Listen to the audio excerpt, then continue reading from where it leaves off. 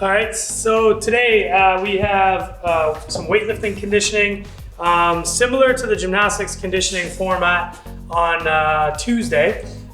So we're starting today, and remember this is the body weight version, or like the little equipment version. So we're starting with Renegade rows, okay?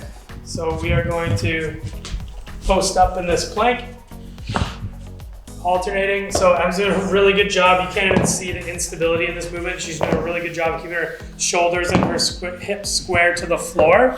Okay, show one where we're kind of rocking to the side, maybe, Em. Yeah, so that's what we don't want. We really don't. We want to keep that core maintained nice and solid, not rocking over to the side using any momentum.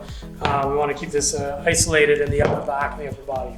Okay, so what that's going to do is kind of exhaust the pull. So if you're doing the full equipment version, you're doing cleans, it's going to correct that early arm bend in the clean.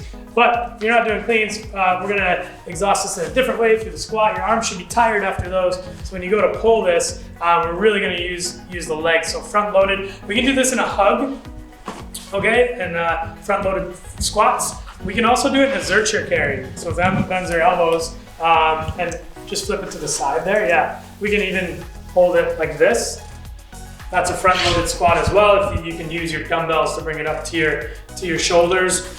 And then on the squat, just make sure you know that in a front loaded squat, that weight is gonna wanna really pull you forward.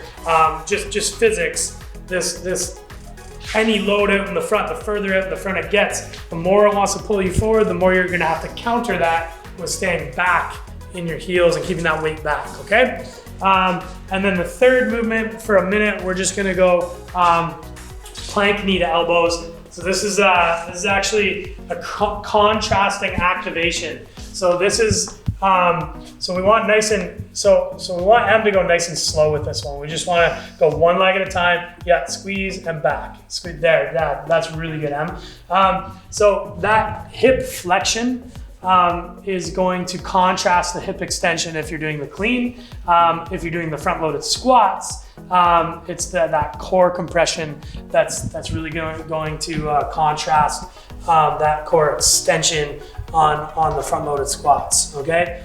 So all of these movements kind of will play into each other, kind of working on that strength endurance and that weightlifting endurance. All right, guys? How you doing? Good.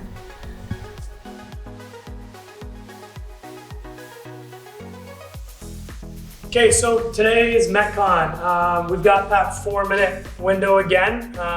Today's gonna be a little bit tougher. It's gonna be a little bit more intense. If we can kind of finish consistently though every round, we're gonna make it easier on ourselves. So what that means is not going out too hard. Yeah, we might get a really good time in that first round, but if we get a good time at liberty of all the other rounds, then we're working in the deficit. And that's not good. We're not training at the point. We're just trying to get good scores, and that's not going to reflect well in the long run. So what we want to do is try to be consistent in these time windows here. Okay, so pick something like an RPE 8, something that you can stick to every round with regards to the time per round. All right. So today we start with 21 weighted straight leg sit-ups. Okay, this dumbbell is at our threshold. This is a heavy dumbbell. If you guys can do this with this dumbbell, kudos, man, because that's a good job. This is about a threshold for as hard as we'd want to make this movement. This is the only dumbbells we have to show you. But yeah, those 21, we want to make sure we can get them done pretty quickly, maybe like 90 seconds tops. But Em's doing a really good job with this. It's heavy dumbbell. 21. See how many? Yeah. And then the next movement is jumping lunges. Jumping lunges, making sure that we're not getting sucked into that forward lean, and that we're really making sure we're extending through the legs at the top, through the middle, which Em's doing an awesome job at. All right, 15 of those, and then we go to 9 single arms, or sorry, 18 single arm, single leg, object snatch. So you can use any object. We're using a small kettlebell. This is a tough movement. We're really making sure we're keeping that hip speed of the snatch.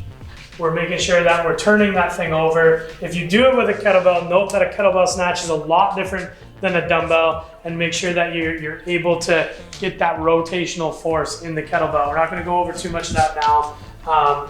Just try to use an object that you can, like a dumbbell that you can handle going overhead.